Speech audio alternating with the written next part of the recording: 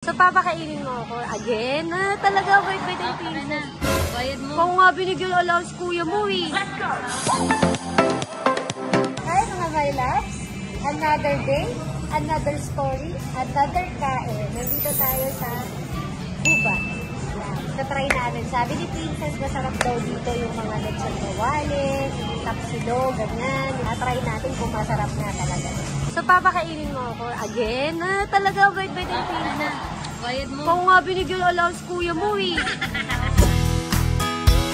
Ako, ang mga pagkain. Ayan. Siyempre, meron silang chicken. Snog na pula. Ito naman yung sa atin. Oo, kinakain ko. Masarap dito. Chicken din Kala yung ko ano to eh. Aroset, hindi pala aroset. Kasi ito yung chili nila na may suka. Tsaka toyo. Siyempre, sausawa ng lechon kawali. Thank you, princess. Libre ni princess again. Tikman naman na natin itong bala.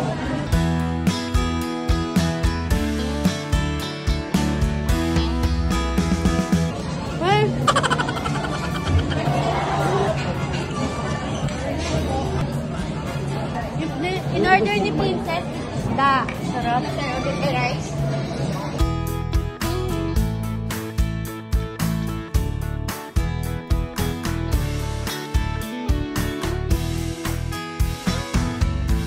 Tikman natin kung gaano kasarap yung chicken din nila.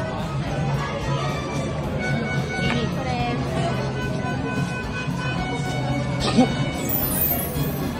Kaya lang.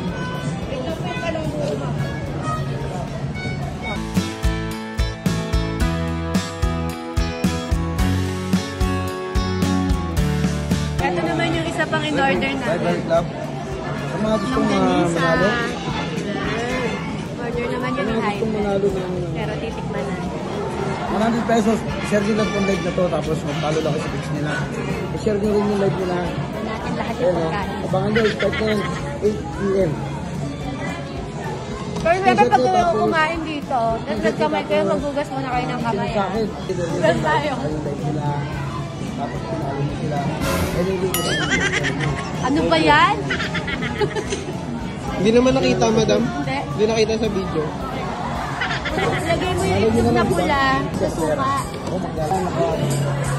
Talo. Talo ko sa page nila. Grabe.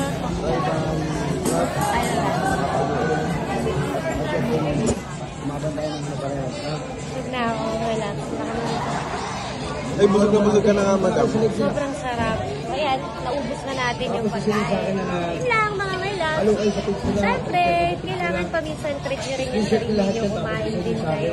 Price nyo na sa sarili nyo sa pagtatrabaho nyo sa isang araw. Okay?